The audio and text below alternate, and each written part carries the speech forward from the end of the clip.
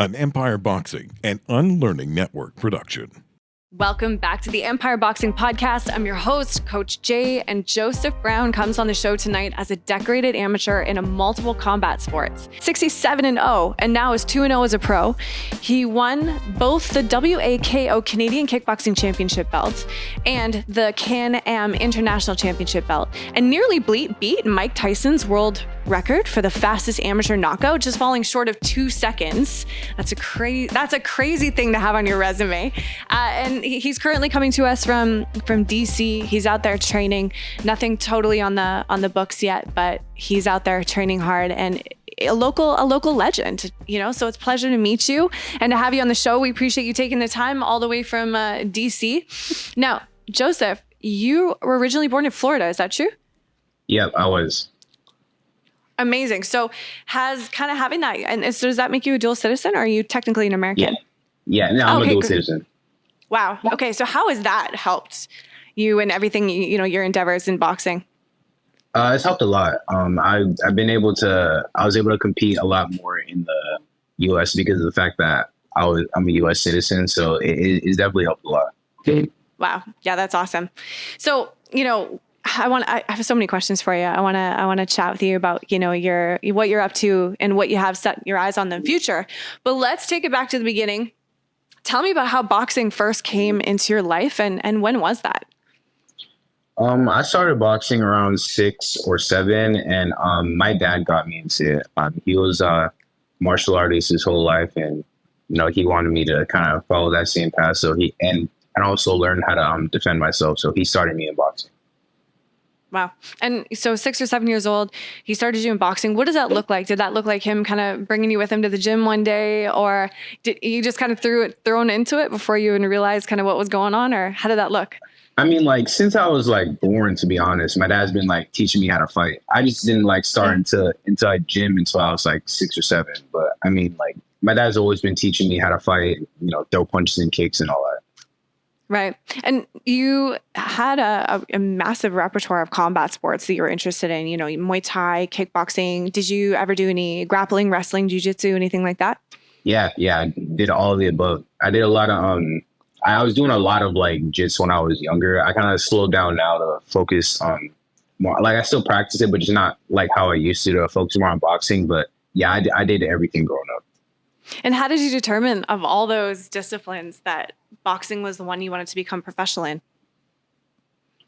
I guess as I grew older, I just started to fall in love with boxing the most. I mean, till this day, I still train in MMA, and my goal one day is to after I win titles in boxing, to cross over into UFC and win a title there, because I'd be the first male to do that. So I still practice until this day, but I guess as I grew older, I just kind of started to pick boxing as my favorite.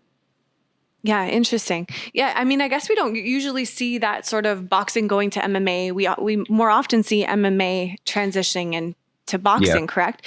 Yeah. What would that look like for you? Let's imagine that scenario. How would you go about entering kind of the mixed martial arts world, and at what stage in your pro career would you want to do that? Well, yeah, but I would be one of the only people that could not just cross over to MMA just to cross over and get submitted in the first round. Because I've been doing it since, because I started boxing around 6 or 7, but I also started all my martial arts around that time too, within a year or two of each other. So like I said, because I've been growing up doing everything, I'm not like someone else. I'm not like another boxer who would cross over with no experience at all. I'm very experienced in all of those things. I won world championships in Muay Thai. Between boxing and kickboxing and everything, I won 6 national titles. So I'm very experienced in that area. So crossing over for me is going to be an easy transition, in my opinion. Right. And I think I'd say I'd probably stay boxing, maybe I'm thinking 10. I don't see myself going past 10 years, and then at that point I'd probably cross over.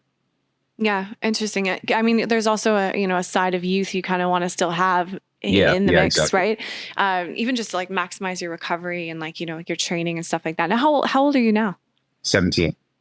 17. Wow. Okay. Yeah. So, I mean, what was the impact on kind of just like, a normal childhood that kind of all this like, pretty intense athletic pursuit early on had? I mean, I definitely wasn't like all the other kids that I used to hang around because I was always in the gym. I mean, since I was a little kid, I used to be training for like hours and hours a day at a time. So I never had time to really go be like a normal kid like everybody else. But it's paying off now, and I am where I am now because of the sacrifices I made when I was younger. Is there ever a piece of you that kind of regrets that, wishes you could change any of it, or are you happy with the outcome? I'm happy with the outcome because at the end of the day, if I would have changed something back then, I probably wouldn't be where I am today. So. Yeah, absolutely. And I mean, a decorated athlete that you are. So you came from Florida and you moved to Vancouver straight from that. Is that correct? Okay. Yeah. And then was it essentially boxing that took you to Toronto? Basically, and then it was like a family move too. But, at the end of the day, everything kind of worked out. Yeah. So tell me about the role your family have had in your career thus far. My family's been everything to me. They've been supporting me since day one. Like I said, my dad's like my main trainer, and all of the above: boxing, MMA, everything, all of the above. He's been like my main trainer, and then having just my mom and my siblings, they've been supporting me all the way through. Amazing. Siblings, tell me about it. How many do you have? I have four. Four brothers, sisters? Yeah, I have 3 sisters and 1 brother. Wow. Okay. So what was the impact on, kind of your choices in life with boxing and combat sport, I guess, in general, with on your brother? Did you guys train together? Yeah, me and my brother train together now. Like my brother, he doesn't compete or anything like that. I don't know if he likes it that much. Maybe one day he'll grow into it and start wanting to do that, start wanting to compete and take it seriously. But as of right now, he just he trains with me and helps me get better. Yeah, well, it sounds like you guys have a pretty awesome team kind of as a family behind you. And I mean, yeah. I'm guessing like when you're doing this kind of thing at such a young age, that's vital to have good people behind you. Because, there's something to be said for, I've heard the term child prodigy like really thrown around with your name in the mix. And good. I'm assuming like it's going to transition into your pro career. And, that's when things can get a little bit, hectic when people aren't surrounded by the people that they trust and have their best interests in mind. Do you ever think about that? Do you ever worry about, kind of like what's to come from the boxing industry and all of its, trials and tribulations?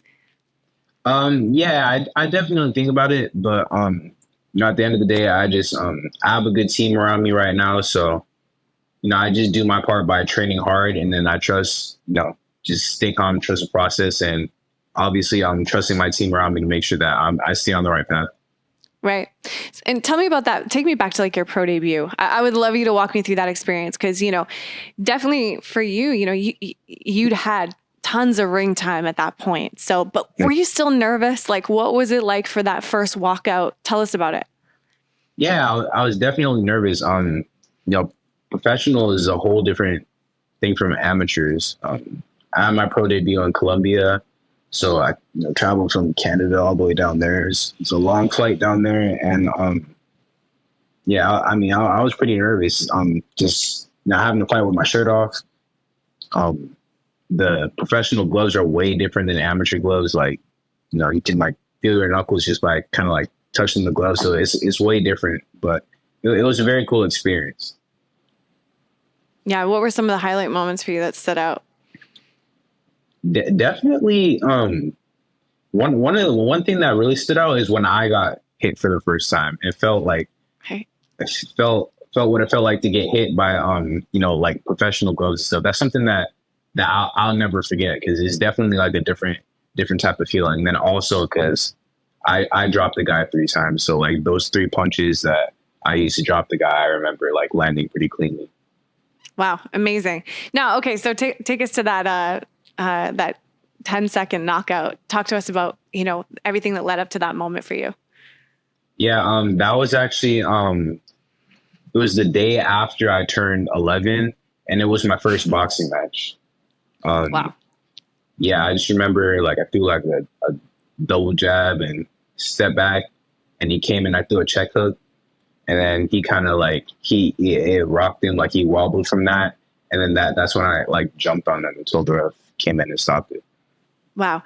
I mean, like, that's something that like I would imagine, more mature fighters have that sort of like finisher instinct. But as an 11-year-old, you were like, it's time to finish them. Like, Yeah. Is that something your dad taught you, or was that already kind of inside of you and it was instinctual in that moment? I mean, I think instinctual in that moment, to be honest. Wow. Some people have it, some people don't. Yeah. Wow. Is that something you think you can train?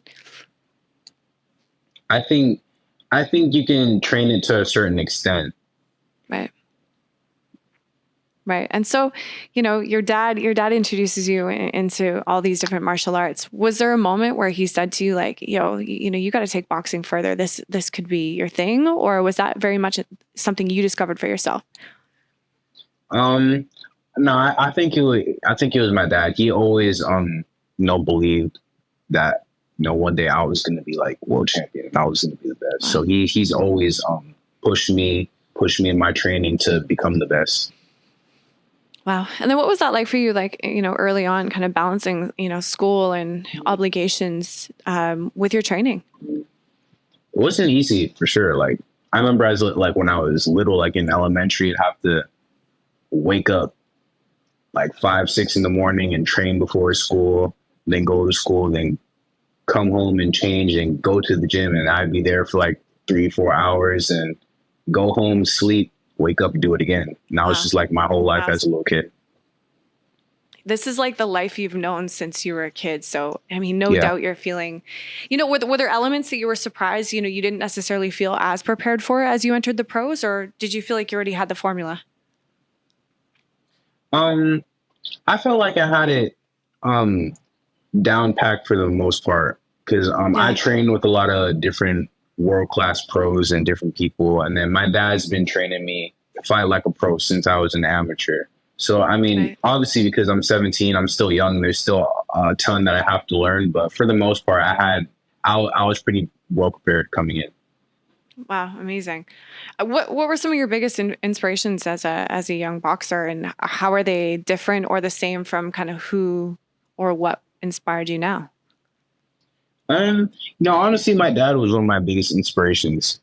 That he's the one that, kept me in it and, kept me motivated to keep doing everything. And if it wasn't for him doing that, I don't think, I'd be not a boxer right now. I might have just, picked a different sport or something like that, like all the other kids are doing. Right. And were there boxers that, really stuck out to you when you were in kind of like your early days that you would watch and learn from, or were there fighters your dad said, hey, like we got to watch tape of, this fighter? Who were they? Yeah, my dad, he likes all like the old school people. So he would have me studying a lot of like Muhammad Ali and Sugar Ray Leonard. And one of his favorite fighters was Hector Camacho. So we'd watch a lot of those guys. And some of my favorites growing up and still now were Floyd Mayweather and Roy Jones. Also Andre Ward. So. Right. Wow. And, tell us about your journey signing with, speaking of Mayweather, you're signed with Mayweather. How did that come into play? Well, I started training with Jeff Mayweather. That's also one of my trainers. And just from training at Floyd's gym, I guess, after a while, just word got around about me. And one day I was training, he came to the gym, and that's how we met up. So we just started talking like that. Yeah. Just like that, hey? Yeah, just like that. What did that mean to you? Like, was that something that was just, you were just like, holy shit? Or were you just cool, calm, and you kind of knew that moment was coming? How did that feel? It felt great. I was definitely like, just him coming into the gym. I was in there that one time, like had me like starstruck, like, oh gosh, like, that's Floyd. Because that's someone that's been one of my favorite fighters since I started fighting. And even now, just the fact that like I really am signed to his promotion, and I can pick up the phone and call him whenever, it's still crazy to me.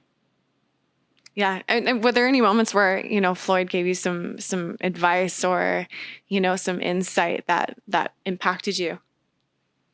Yeah, I mean, definitely, he definitely gave me a lot of great advice concerning boxing and a lot of different boxing knowledge. He actually cornered me while I was sparring once, so I learned a lot from that. Wow, that must have been an incredible experience. What were some of the things you noticed that Floyd did cornering you that stood out from what you'd experienced before? Well, he's just like some of the advice that he was giving me. Like just thinking back at it, it's the same things that he used to do when he fought.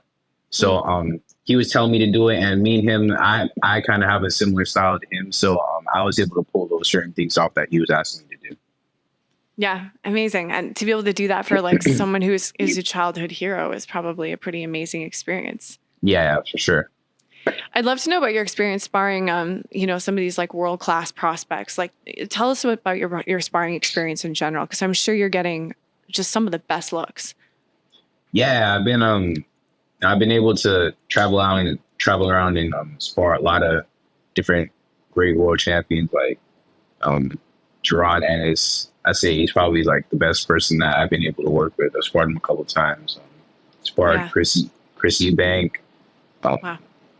Andrew Tabiti, a lot of the upcoming prospects and champs now, like Brian Norman Jr. Sparred a lot of different people. You know what I mean? Yeah. But it's been great. I've been getting a lot of good work, and it's good to see all those different styles and get to learn from all these different great champions. Yeah. And then, so how would you compare sparring like some of these, some of the high level amateurs, like, local guys like Japji and the pros like Lionel here to some of the guys that you've been getting looks from at TMT? They're good. You know what I mean? Like I said, it's just different looks. So that's why I spar with so many people, because I like to get different looks. That way, when I step in the ring, I'm kind of prepared and we're ready for whatever. I noticed that down here, people they just have like a lot more fight experience, since the boxing world is bigger in the U.S. than it is in Canada. Yeah, absolutely. And I think guys are they get a lot more fights a lot earlier in their careers as well. Do you often dip down to Mexico to get some more sparring as well? Mexico, not really. I mean, I've fought there, but I don't really go there for like training or sparring. I suppose at this point, like with who you have around you, sort of that next level environment, you don't really need to go too far, that it's all kind of right at your back door. Yeah. So talk to me about kind of what your training looks like right now. Like, you're not officially in camp, am I correct? No, not really in camp right now, but honestly, even though I'm not in camp, like I'm still always in camp. You know what I mean? Even though I'm out of camp, I still train twice a day, 6 days a week. You know what I mean? That's just me. Like I'm always training and staying ready for whatever. So walk us through kind of like what a a typical week, staying ready but not necessarily in camp would look like for you right now. I guess it just like depends on where I'm at. I do a lot of training with my dad. Like I'll either do training with him or do regular boxing stuff, whether it's bag work or sparring or anything like that. And then later on, I'll do like my strength and conditioning and running and things like that. What kind of S&C training are you doing at the moment? It depends on the day. I switch it up. I try not to do the same thing every time, so that way my body doesn't get used to doing the same thing over and over again, just constantly working on new things and working on different muscle groups. Okay. Interesting. And then what about your nutrition, the component along with that? How is that for you? Do you have someone helping you with that, or are you sort of just, used to doing it for yourself? Usually my dad, honestly, my dad's been making sure that I've been eating clean. He's, built that habit in me since I was a little kid. So still now, even when I'm out of camp, I'm not like strict like I have to, because obviously when I'm in camp leading up to a fight, I have like weight limits that I have to meet and certain things like that. But even out of camp, I still like pretty open. So dad's like the real MVP here. He does it all. Yeah. So has he dedicated pretty much everything now to just you and your professional work? Is he doing other things on the side as well? No, pretty much it's just like now he's at a point where it's just all the focus been on me. Wow. Incredible. And how's that been for, I mean, I'm assuming mom's like, obviously she's on board and everything like that, but what's been like the impact of that, kind of on your family, like where you guys are going, you know, just kind of like for your siblings and your mom? No, it's definitely been a good impact on, no, it wasn't easy, like starting out, obviously putting like all that time in me without really getting like any rewards out of it. But now like, you know, everything is starting to pay off with like the different people that I meet, the way my name is starting to grow, me being signed to Floyd, you know what I mean? Everything is kind of like just starting to pay off now. Yeah. Yeah. I mean, I'm sure like, I think, I mean, not speaking from experience, but I think parents, like, they're like, it's okay, we'll do it regardless of whether it pays off. But how amazing is it for you to be able to say like, well, you know, one day I will be able to say thank you in my way for all that time and support you gave me. Like, is that something you think about? Yeah, something I think about, sure, like all the time. And I can't wait. You know, it's definitely going to be like in the near future. And I can't wait till that day comes. Yeah. I mean, it seems like it from, you know, you're doing all the right things, you know, is something that, you know, I've heard, you know, guys in the industry saying, you know, like Joseph Brown's doing all the right things, you know, you're in the right place. And I'm interested to know what kind of legacy you want to leave in boxing. I just, you know, I want to leave a positive one for sure. You know, at the end of the day, I don't want to be just like a regular champion. I want to be, like the people's champion, you know, just be, you know, be for everyone, to be honest, and just be the best that I can be at the end of the day. Yeah. Have you experienced any, you know, major setbacks or any moments of doubt that kind of, you know, made you stop and think whether this was really what you wanted? And if so, how did you work through it? I think everybody has, to be honest. I just come from having just like bad days at the gym. Sometimes you have a bad sparring session, you start questioning yourself, like, hey, like 6'4" me, like, but yeah. Other than that, nah. And that's just like, at the end of the day, you're gonna have bad days. Not every day is gonna be a good day. You just have to, you know, recoup, not let it get to your head too much, and just keep working, keep moving forward. Yeah.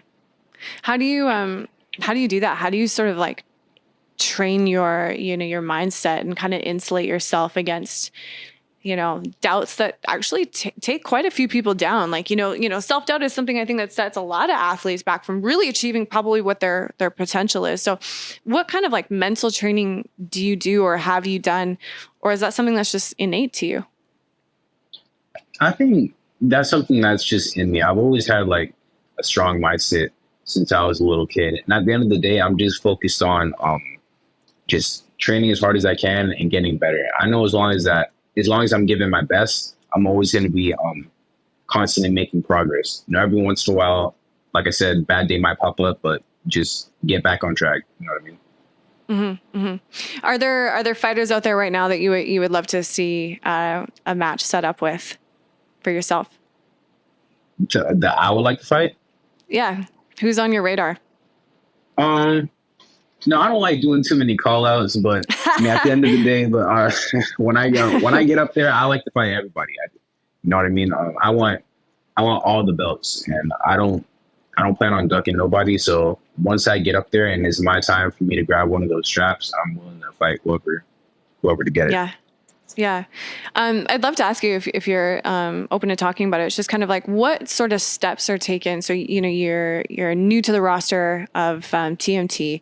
What kind of steps do they take to sort of prepare you? Like, do they do media training with you? You know, are there like, do you kind of have like conversations with management and your dad? And do they kind of give you a lay of the land as to like what to expect? Like, how does that whole process work? I think we have probably listeners who would love to know what that was like from your perspective. They do to a certain extent. And then, you know, it depends on, you know, what you got coming up. If they need you to do a whole bunch of media, they'll walk you through it, prepare you for it, or whatever type of contractual agreements you need to come to, they'll talk to you about it. And then also I just, you know, do a lot of the preparing on my own too, because I know not everybody's gonna, you know, sit down and teach me and walk me through how to do everything. So I just kind of try to prepare myself as best as I can for situations like that. Right. So do you think like it seems like you have a lot of like initiative, like you have a lot of discipline and you take steps to do what's required on your own. Do you think that's like an important quality for fighters to have? Do you think they have to be hungry and take initiative for themselves? Yeah, for sure. You have to be self-driven. You can only have everybody else push you so much. At the end of the day, you have to be able to do it yourself too. Because if you don't yourself want it bad enough, then it's not going to be the same. Yeah. So, on that note, like what kind of advice would you give to, a young amateur, similar to yourself, thinking about turning pro and not really knowing where to start? Like what kind of advice would you give them? I'd definitely say, don't rush into it. Get as much amateur experience as you can. I was one of the people that turned pro early, but that doesn't mean that it's for everybody. Some people, it's better for them to stay amateur for longer. And some people, it's better for them to turn pro early. So I just say, stay patient with it, get as much experience as you can, and then when you like truly feel like you're ready, then you can slowly make that transition. Amazing. Yeah, that's great advice. So I'd love to do some fight predictions with you. How do you feel about that? Yeah. Okay. Let's do it. Okay, sweet. So speaking of, we were talking about Jaron Ennis. So let's start there, shall we? He's versus Cody Crowley. Who do you have and why? I have Boots in that one. I think his style is just made for Crowley. So and just being in the ring with him, I know what he's capable of, and I think Cody Crowley is also he's a great fighter, but I think Boots got that. Okay, awesome. Let's go to Shakur and Artem. Who do you have and why? I also got Shakur. I think also similar to Boots, just like his style is kind of just made for somebody like that. I think it's going to be really hard for Artem to really get inside and really do much because Shakur's defense is so good. So yeah, I got Shakur in that one. Awesome. Okay, moving on. We've got Teofimo versus Claggett. Who do you have in that and why? To be honest, I haven't seen much of Steve Claggett. I haven't seen much of him. So, just because of that, I would say Teo. Okay. I think Teo's a great fighter, though. I think sometimes different Teos show up, in his he can be a bit performances. Inconsistent. Yeah. Yeah. But I think the best version of Teo is like one of the best out there. So I think he should be good. Okay. Awesome. Another podcast guest that we had a few weeks back, we had Lamont Roach on the show. He's got a fight coming up against McCrory. Who do you have and why? I have Lamont Roach. I think he's a great fighter. I've seen him fight once in person. I think this when he won that world title from Hector Garcia, and he's very good. So just from me seeing him right there, I think he got this one. Awesome. I love it. Okay. We'll go to Davis versus Martin. That's coming up this weekend, or the 15th. Yeah, the 15th, I think. Who do you have and why? That's a big fight. Yeah, I think it's going to be a great fight. I think it's going to be more exciting than what people think it's going to be. But I do have Tank in that one. I think I think a lot of people, he's going to like run through Frank Martin. I think it's going to be a pretty competitive fight, but I think I still go with Tank. I think people that are saying that don't necessarily know much about Martin, because I think, Martin possesses the ability to give Davis a hard time, but I'm with you. Yeah. I think Davis will take that. I'd love to get your thoughts on what we just saw this past weekend with the 5 versus 5 and the Deontay Wilder knockout, which was just weird and brutal. What did you think about that? Well, I think the 5 versus 5 concept is pretty cool, and hopefully, I could be on, one of those one day. Yeah, it really did surprise me. Honestly, I thought Matchroom was going to get that for sure, and ended up being like a clean sweep for Queensberry. Yeah, like I wasn't expecting that at all, to be honest. But it was pretty entertaining and exciting. As far as Wilder, I think it's just time for him to hang it up. I wouldn't want to see him continue to take more unnecessary damage or punishment. He had a great career. And I think it's time for him to just stop. Yeah. I think especially at that weight class too, like you get knocked out a few times with like a 70-pound weight difference even. And it's just like, how much of that can you do if you're not, also winning fights? And I think since Deontay made a camp change, I don't think he's won since. So yeah, I would also like to see, him retire. And who else do we have? I think, up and coming, we got Estrada versus Rodriguez. Who do you have and why on that one? What are the first names? Jesse, right? Yeah. Okay. Jesse. Yeah. Okay. Yeah. I think I got Jesse. I think Jesse's amazing. I think he's super underrated. Just a lot of those lower weight classes don't really get the recognition that they deserve. But he's a great fighter. And I think he almost like a pass the torch type moment. So I think he got that one. Okay, awesome. Oh, that was great. Thanks. And then how did you feel about the, the unified heavyweight matchup between Fury and Usyk? Some people were saying it was mixed. They thought, Tyson had it. How did you feel that fight went? I thought it was well. It went well. It was very exciting. I had Usyk winning, and I thought it was a great fight. I don't think Tyson got robbed at all. To be honest, I had it like 6 rounds to 6 rounds even, but then with Usyk dropping in at like the 9th, I think that would put him up by 1. So that's how I had it. And a lot of people, they like to, anytime there's a close fight, they'll say, oh, he got robbed. Well, nah, he didn't get robbed if it was a close fight. If it's a close fight, it can go either way. So I think the right man won. Yeah, I agree with you. I think as soon as someone ends up on the canvas or even close, it's kind of like, it's swung now to that side. As a young fighter, in a couple of ways. One, like your age, very relevant for this question, but then also like you're working your way up through the ranks, you're trying to build your name and your career. How do you feel about the impact of, misfits boxing and, the influencer boxing and crossovers, and how does that impact you as a young professional? I think it has a positive impact. I think a lot of people say it's negative, but personally, I think it's positive. I think it just brings new eyes to the sport, whether it's like MMA crossing over to boxing or vice versa. That just brings MMA fans over to boxing. And as far as like influencer boxing, all these like different average people that weren't boxing fans are watching like their favorite influencers box and like, oh, this is kind of cool. And now they kind of start to become normal boxing fans, starting to venture into just real boxers. So I think it brings more eyes to the sport. So I like it. You don't think it cheapens at all the actual skill of a good boxing match and what that's supposed to look like? Like I think like it does, but then it doesn't at the same time. At the end of the day, right.